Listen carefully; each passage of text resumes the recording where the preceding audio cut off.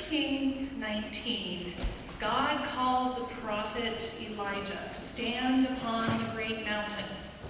A strong wind passed over the mountain, and the rocks broke in pieces, but God was not in the wind. After the wind, an earthquake, but God was not in the earthquake. After the earthquake, a fire, but God was not in the fire. And after a fire, a still, small voice. And it was so that Elijah heard the voice of God asking him, "Why are you here, Elijah?" And we all call holiness by different names and through different traditions. But today we invoke that still, small voice to ask us that important question. Why are you here, Mary Baldwin? So, O Holy One, we pray that whether through thunderous voice or breathless whisper, that you help us hear with new ears today the legacy of Rufus Bailey and Mary Julia Baldwin and all the leaders who carried their values. For 175 years, we have shared this moment with past generations. Bring their voices to us once again to remind us from where we have come and where your divine guidance is sending us. Amen. You may be seated.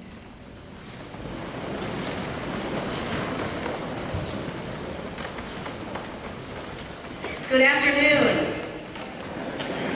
Wonderful to see everybody here today.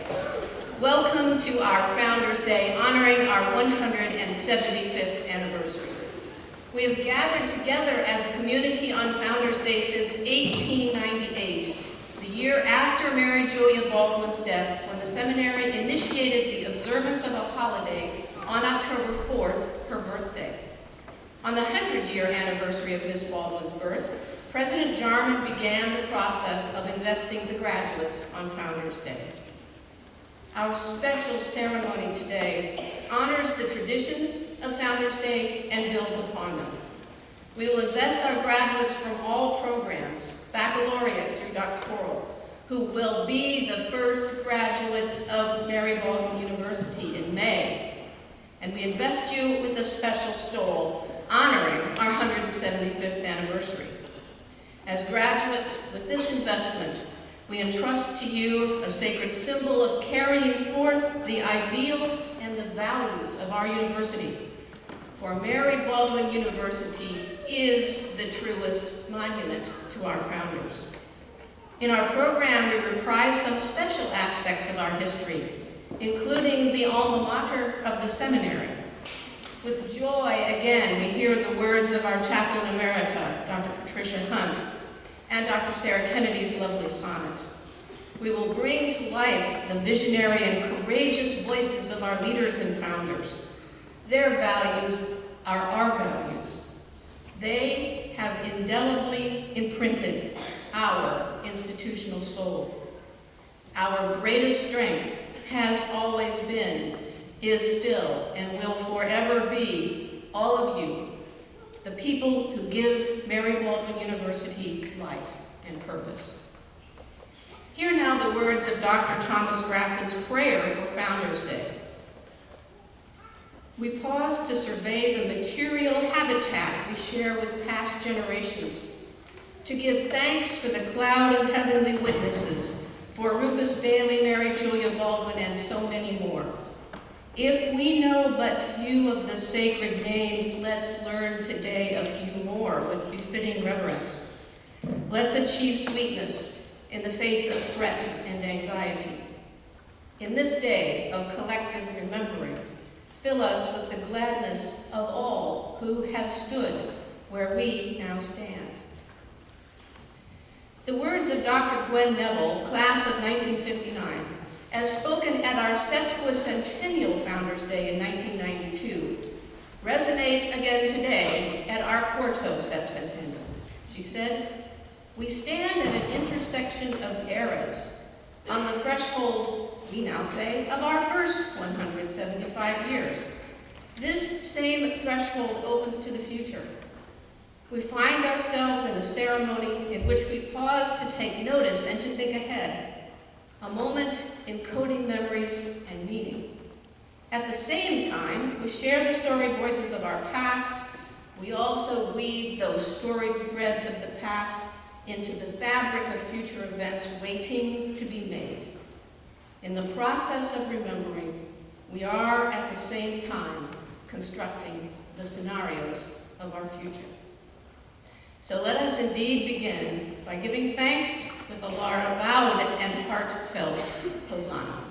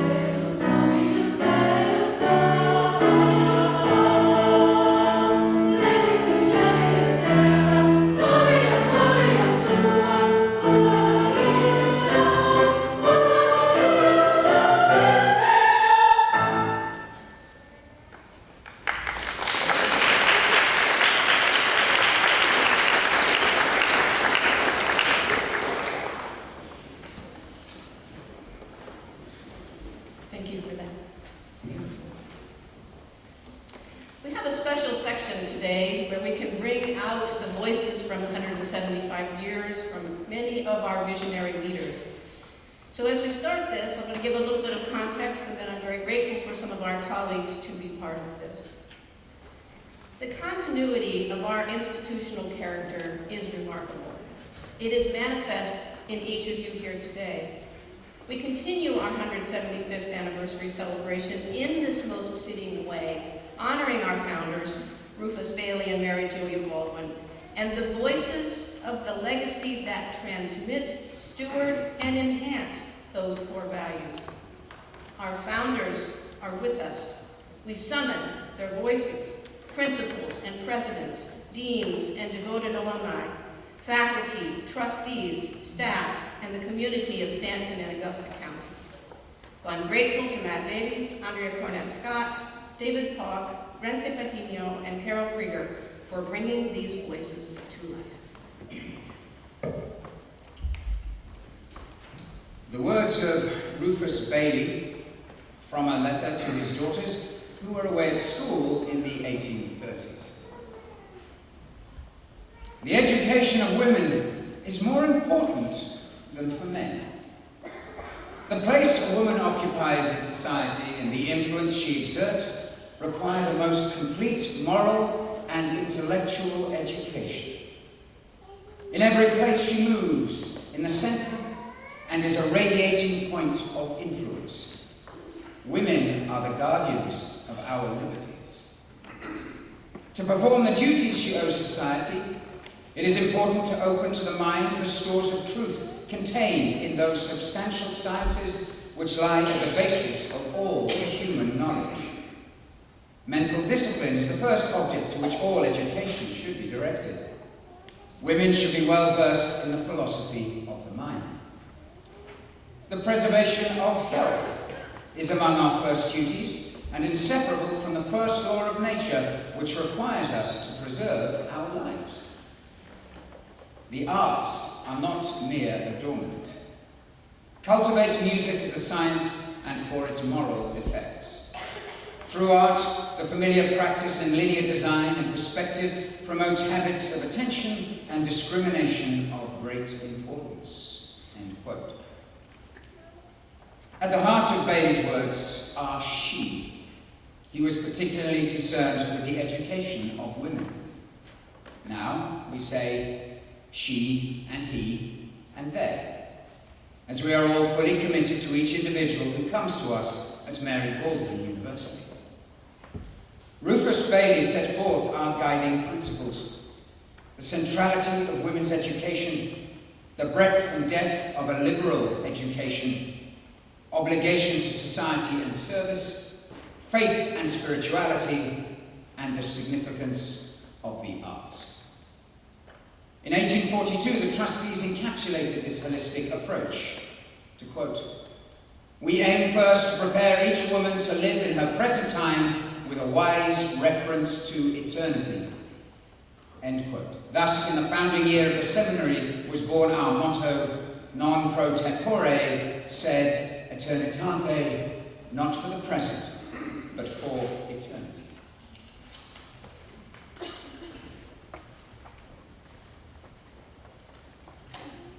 We all know that Mary Julia Baldwin entered the first class of the seminary just before her 13th birthday. She graduated in 4 years, first in her class. The shy orphan with a facial deformity became her best self because Rufus Bailey believed in her. Her life reflected his insistence on high academic standards, devotion to Christian precepts, and his belief in community responsibility.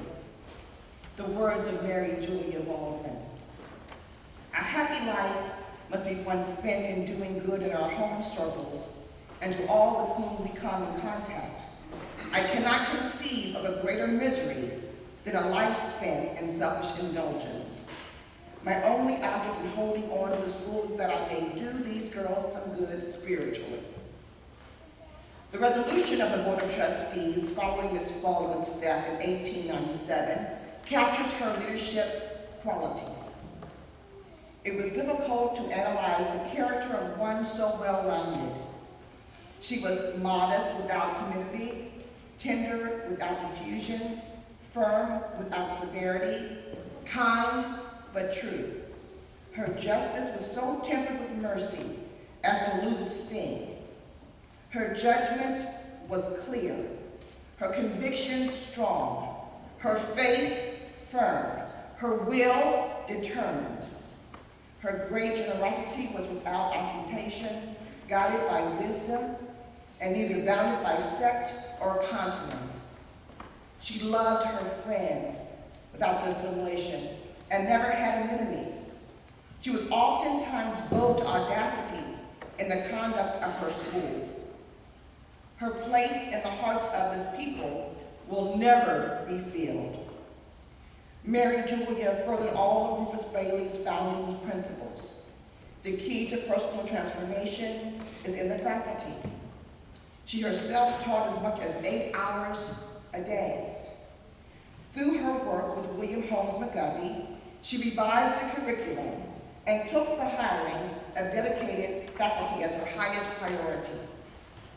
In her memoir, Mary Julia, alumna Armistead C. Gordon stated, "Without pretensions to wide scholarship, but with the capacity to recognize its value, in her selection of her teachers, she looked to the establishment of the highest standards in the school. And the diploma of the graduate became thenceforth the conclusive testimonial of a thorough cultural and scholarly proficiency."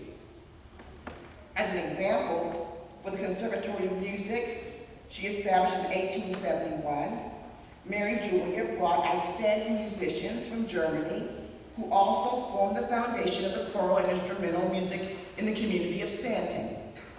Faculty she hired, some of them alumni, stayed for decades, including Miss Nanny Tate, who was the first full graduate from Mary McGuffey's revised curriculum and who spent more than 60 years at the seminary.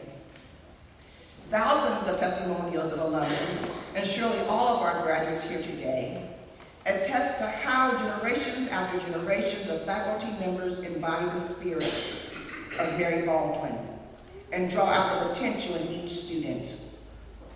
Linda Dolly Hammock, class of 1962, said of Fletcher Collins, legendary professor of theater, "He led with love.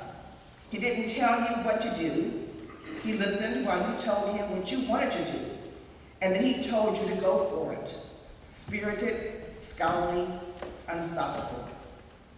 Janet Russell Stillman, class of 1952, said this of Dr. Mary Humphreys and her pioneering role in biology. "She taught me that I really could do anything that I wanted to do. She left a legacy to us. Every student that she came in contact with, she loved us and we were her life, knowing that was very important to us." In Liz Barrow's class of 2002, Professor Ivy Arbalou, Ivy was the first professor of my first class on my first day at NBC. She scared me. But it was through the years that I realized the reason she scared me was because I had never met a woman so strong and dedicated to the success of her students. When Dr. Brenda Bryant, founding director of VWIL and the executive vice president for enrollment and administration, passed away 4 years ago, more than 100 of her former students repeated these phrases. "We all carry a piece of your strength with us. You gave us the courage to believe in ourselves."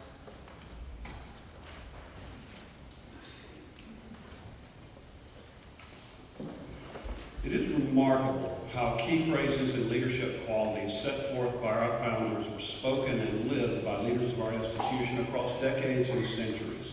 2 examples illustrate this.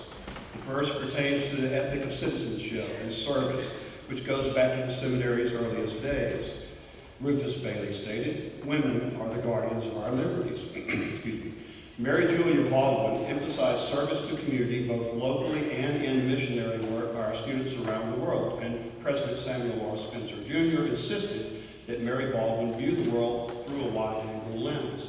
Here are his words: "Which comes first, community or the individual? Both must be in equal area. Society needs persons who understand that individual rights and community responsibilities are neither antithetical nor mutually exclusive. I hope Mary Baldwin will continue to produce its share of persons with this kind of understanding." And so we do continue through the work of the Spencer Center for Civic and Global Engagement in our 175 acts of service this year.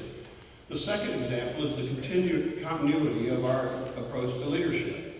Martha Stackhouse Grafton, often hailed as the Mary and Julia Baldwin of the 20th century, was eulogized by Dr. Spencer with beautiful words that were highly reminiscent of the board's testimony to Mary Baldwin. At Mary Baldwin, presidents came and went, but for half a century it was Dean Grafton who gave the college continuity and stability. The board made her acting president 4 times during the absence of male presidents. Today, hundreds of women in this country and abroad look to her as a primary source of the values and standards that guide their lives. If William Wordsworth had known Martha Grafton, he could have used her for a model for these familiar lines. The reason firm, the temperate will, endurance, foresight, strength, and will, skill. A perfect woman, nobly planned, to warn, to comfort, and command. Empowering leaders is the central idea of our mission statement. Our institution, founded the Virginia Women's Institute for Leadership, and continues to emphasize leadership development through all the university's programs. President Cynthia H. Tyson said, "Leadership is not vertical, rather it is horizontal. It encompasses truthful, vigorous conversation with all involved. Civility, integrity, resourceful discipline, and appreciation. This is how you teach authentic leadership." Brenda Bryant phrased it somewhat differently. "There go my people, I must follow them, for I am their leader." And Mrs. Grafton said this of governing and leading. "No passing of authority from trustees to president to faculty to students will bring good governance unless there is respect and goodwill in each line, no matter what might be written down." As an institution, as the Murphy-Deming College of Health Sciences most recently demonstrates, we have always seized possibilities and driven innovative change. This comes from the administration and the board and the faculty, and also from our graduates. In the first 2 decades of the 20th century, visionary alumni who were concerned that Mary Baldwin was falling behind the curve pushed for change from seminary to 4-year college. President Fraser addressed alumni in 1923, the year we became Mary Baldwin College, with these words: "I saw in your vision that dauntless spirit of aspiration and achievement which Miss Baldwin always displayed. She never allowed anything in the realm of education to surpass what she offered. Were she living today, I think there could be no question that she would have made Mary Baldwin a commanding college."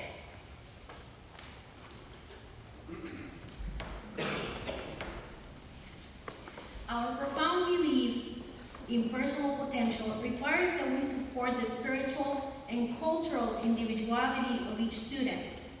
Before the Civil War, and before becoming the principal at Augusta Female Seminary, Mary Julia knew that there were no educational opportunities for young African American children in our area. So she taught them herself.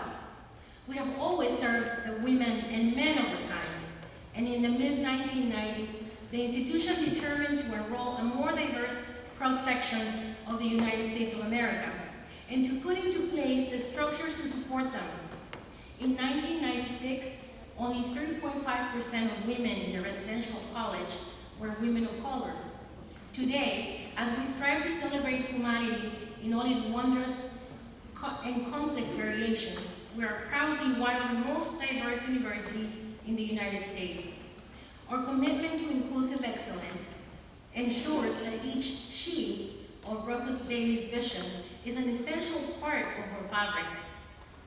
Dara Moore, an Ajani graduate, class of 2002, wrote a moving poem about the she that is Mary Julia as an institution who understands our struggle and is proud of us. Here's an excerpt.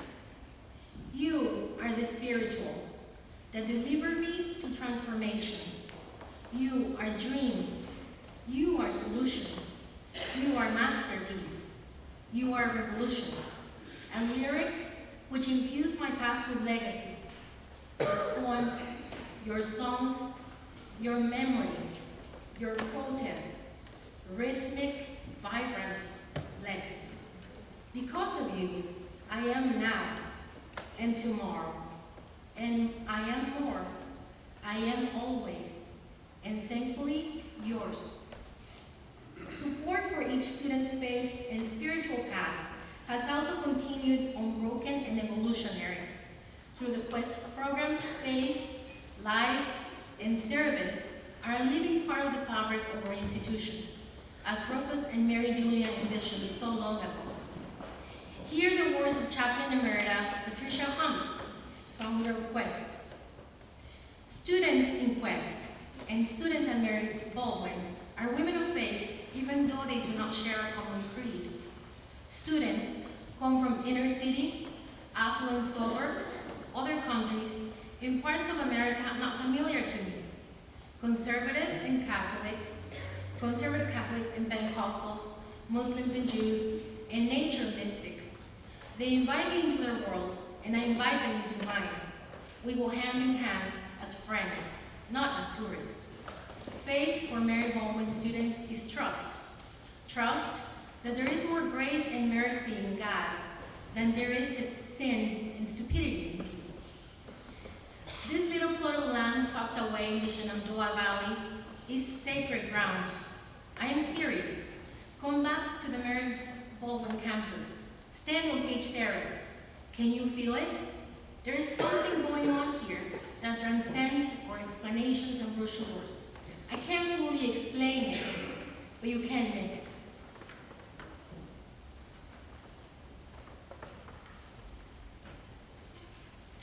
Another dimension of legacy from our founders concerns our spirit of collaboration, the lifelong bonds of graduates, faculty, staff, and administration with one another. Many come to Mary Baldwin and spend their entire career. This began with Mary Julia Baldwin and Agnes McClung, when Mary Julia agreed to assume leadership of what was then a family institution in 1863. She was joined by Miss McClung, whose dream was to start a boarding house. She was the household glue for the seminary and kindred spirit with Mary Baldwin. Together they brought the institution to a thriving state of prominence and beauty. Miss Baldwin wrote to her friend and partner in leadership, "We have been living together for more than 16 years, and I can truly say that each year has drawn me more closely to you by revealing traits of character that call forth my deepest respect and warmest love." A similar bond existed between Mary Julia and her successor principal, Ellen Lyman, and between Presidents Fraser and Jarman and William Wade King, business manager and superintendent of buildings and grounds from 1890 through 1936. Mr. King occupied a tall stool in the corner of Miss Baldwin's office, as if straight out of Dickens. King Residence Hall is named for him, and he was a driving force in cultivating the beauty dwelling in our hills and in bringing the institution to a debt-free and financially sound position.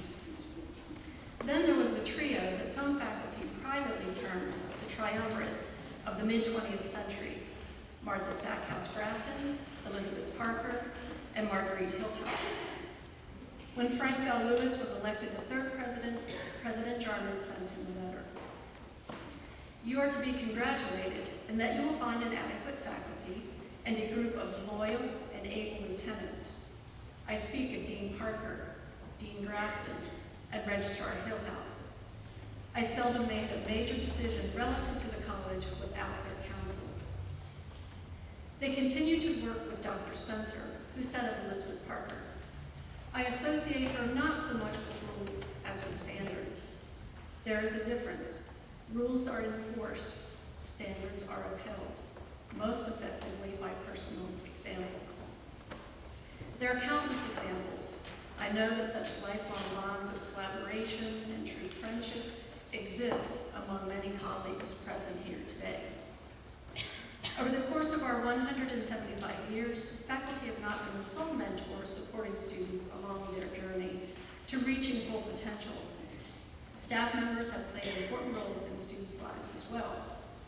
We remember with great fondness, for example, key assistants who really kept everything going, such as Barbara Page and Mopsy Page and John Kelly, honorary alumnus and director of safety and security. One alumnus spoke for hundreds of others in saying, "Mr. Kelly embodied the spirit of Mary Baldwin. He was like our father away from home. I am sure he is still keeping an eye on us." We have always had, and have today, a remarkable community. I am proud to be part of this family and draw strength from the symphony of those voices that are with us every day.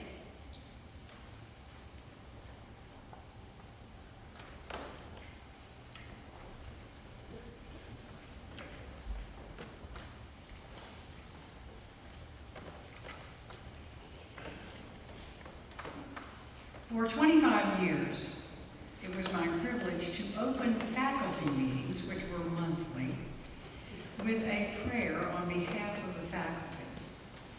I love those people. This one reads exactly like what it is. It was a prayer for the opening faculty meeting in 1989. You will note that I thought of libraries as places with books in them. And books were made out of paper. But aside from that, it reads like it was a prayer for the faculty. What I knew then, and the faculty knew then, and I hope you know today, that all of us are reflected in these words as the student, the little girl on the beach, and the teacher, because indeed we are all of those people. Thank you. Our gracious God, a little girl once stood on a beach with sand between her toes, held a conch shell to her ear, and heard a whole ocean. Now she enters our classroom. She sits before us in a desk, clean feet and good shoes. Any roar she hears comes from the heating and cooling system. She has her own checking account and credit cards, and she has learned enough to know that conch shells aren't worth much on the open market, and they do not contain oceans. How can we help her hear a world in the melancholy line of a blues singer, or glimpse the order of the universe in the elegance of a mathematical formula, or peer into the human condition through the imagination of Shakespeare, or sense that her own story is embedded in a fossil, a bone fragment, a shard of pottery? How can we enlist her to be in search of secrets? What will it take to make her an explorer of the universe? Can she ever understand that we are the ones who never got over being enchanted by the ocean in the shell? That the mysteries of the cosmos are what make our pulse race? Can she ever see in that library across the way not just a collection of paper bound with string and glue, but the voices and strivings of a multitude of our fellows, telling their tales and recording their visions? O Creator and Keeper of the secrets, quicken in us all the wonder of a child who can hear an ocean in a shell. Amen.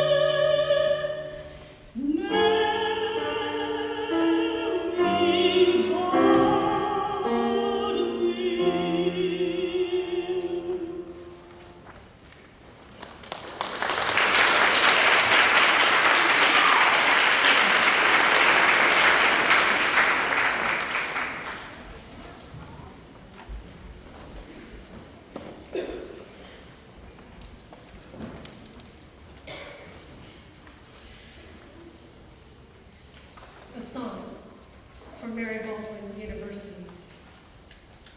September, and the lady slippers back, the Queen Anne's lace, Joanna's at her poems, Nikita's reading French. The foliage burns, and Sherry, under her midnight lamp, tracks the histories of human populations. Evening windows where the women gather, the hour comes earlier and earlier, show ancient hills behind the young reflections. Then winter's gone, the Blue Ridge dark with Dame's rocket, a flower once cultivated, now blossoming in woods and city yards. New robes are pressed, the wild azaleas flame. Then May arrives, and one more year's brought round to summer's brilliances in leaf and bloom.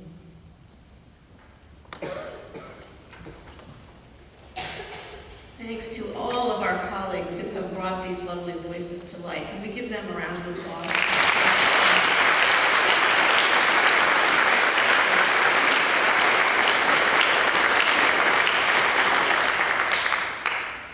We come now to the act of investiture of our 2017 graduates. I would ask that Jane Eng, class of 1983, come forward to assist me. Graduates, we invite you into the dignity of the academic ceremony. Investiture is counted among the oldest of traditions in academia. Originating in British universities and modeled after knighthood ceremonies, the term has come to mean literally donning the university's regalia, or as we shall do shortly, an official insignia of the university, as with our quarto septennial stoles. The seniors from the Mary Baldwin College for Women continue the tradition of donning robes today, a tradition that going forward, all graduates may wish to adopt on Founders Day. At commencement, we will all wear the special stole, a once-in-a-lifetime insignia.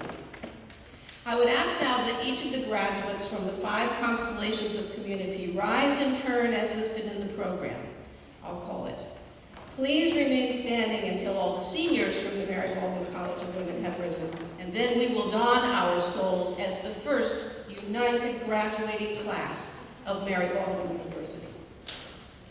Will the graduates of the Murphy-Deming College of Health Sciences please rise? In this year of clinical placement, most of our doctoral students and our Bachelor of Science in Nursing students are not able to attend, but we are so pleased to have each of you with us representing those groups. You will receive the first doctoral degrees in our history. You will receive the Doctor of Physical Therapy or the Doctor of Occupational Therapy and be awarded the first BSN degrees. As charter classes, you have lived the first chapter of our new College of Health Sciences. You have set the standards of academic excellence very high. As Dr. Linda C. Stanford predicted, you have wrestled the learning out of the inspiring space on our new campus. We are very proud of you and all your fellow graduates. Will the graduates of the College of Education please rise? Congratulations to our graduates of Master of Arts in Teaching or Master of Education. We honor you for the vital work you do, leading, learning in the crucible of the classroom. Thank you for all of the lives that you will transform. Will the graduates of Shakespeare and Performance stand? Graduates of Master of Letters and Master of Fine Arts, you have contributed to the ever-expanding reputation of our unique program. We have watched your scholarly acumen and performance evolve on the stage of the Blackfriars. We eagerly await your contributions to opening the imagination of many more to Shakespeare. Will the graduates of the Adult Degree Program, now our Baldwin Online and Adult Program, please stand? We are especially pleased to have you with us today, for you to be on campus and to be part of this ceremony and tradition, because some of you study with us virtually or in other parts of the Commonwealth. Congratulations on this well-earned milestone of accomplishment. And now will the seniors of Mary Baldwin College for Women please stand. In August 2013, we assembled here together for your opening convocation in this sanctuary. We celebrated your college-wide theme, Defining Courage. I charged you to define your courage, remembering that courage roars, that courage is the enabling virtue. You have defined yourselves as boldly Baldwin women. You have roared. Each of you has accomplished so much, and we are so very proud of you. So graduates of Mary Baldwin University, will you accept this sacred trust, honoring our founders, promising to act with extraordinary courage and boldness of ideas as leaders and graduates of this institution? Please respond by saying together, I will. By the authority vested in me as president by the Board of Trustees, I hereby direct you to don your 175th anniversary stoles. Please join in applause to congratulate our 2017.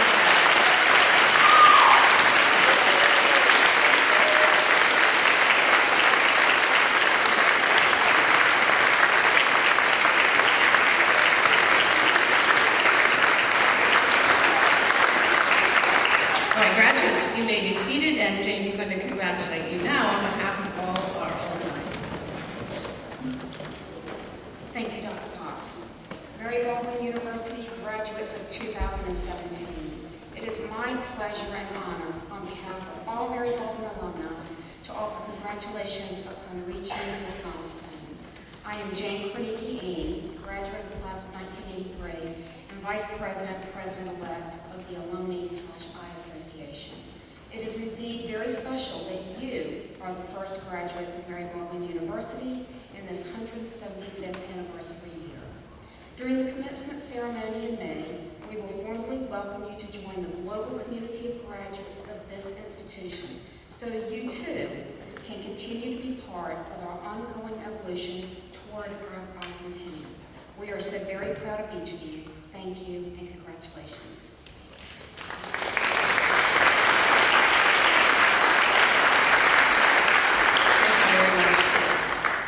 Will everyone please stand now and honor our graduates by singing the hymn for Mary Baldwin, as we shall do at our 175th commencement ceremony in May.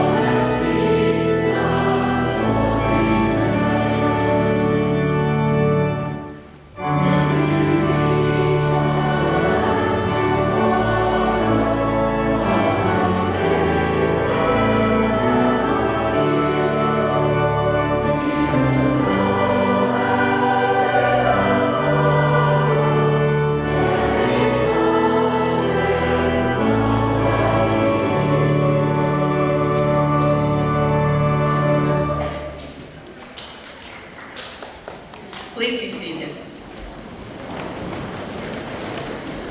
Before we move into the final portion of our program, I would like to invite all of you to go immediately across the street. There will be some tables set up there, and we want to raise a glass and lift a toast to our founders and to our 175th anniversary. So as we close today, and we think forward, yes, already toward our bicentennial, I remind you of the words that the 100th anniversary at at the 100th anniversary in 1942, when President Jarman delivered a timeless address at the centennial commencement. He said, "Many colleges for women have been born, many have died.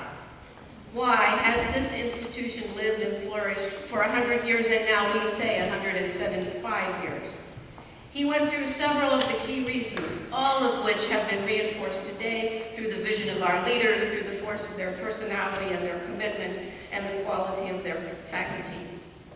He noted also that we have displayed a wise synthesis of the pragmatic and realistic and the visionary. Jarman called out the essential factor. The Mary Baldwin student is a well-defined type of person, as is our institutional personality." He ended with this, "And now, what?" Jarman stated, as the college struggled during the Second World War, Mary Baldwin has not only survived national crises, but has emerged from each with a larger idea and an expanded program in social service. So today, as we close our 175th anniversary ceremony, we say, "And now what?" We will place the threads of our prominent past into the fabric of events waiting to be made. Together we shall construct the scenarios of our future so that on Founders Day in 2042, the bicentennial of Mary Baldwin University, our voices and those who come after us will have led the vision of our founders toward her third century. What gives us this confidence? The legacy of our institution and our faith in each other. So I close now with the words of Psalm 21. It has been read at Founders Day, every Founders Day, since 1898. "I lift up my eyes to the hills from whence does my help come. My help comes from the Lord who made heaven and earth. He will not let your foot be moved. He who keeps you will not slumber. Behold, he who keeps Israel will neither slumber nor sleep. The Lord is your keeper. The Lord is your shade on your right hand. The sun shall not smite you by day, nor the moon by night. The Lord will keep you from all evil. He will keep your life. The Lord will keep your going out and your coming in from this time forth and evermore."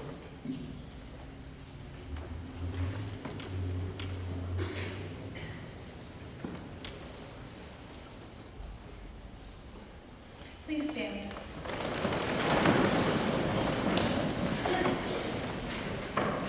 We linger on the heights of this day and enjoy a majestic view. We have ascended the mountain, like Peter, James, and John in the story of the New Testament. And like them, we see our leaders and forebearers aglow with divine presence, and in their collective 175-year-old voice, they call out to us, "Do not be afraid." Our cloud of witnesses envelops us in the light of the Mary Baldwin spirit. Like Peter, we may want to stay atop our mountain. We may want to pitch tents to honor our founders and leaders, but we carry their blessing by descending into the valley. With broadened visions for the future, God's face to continue to shine upon us. So go now in peace and without fear, to boldly embody our heritage for the betterment of many more years to come.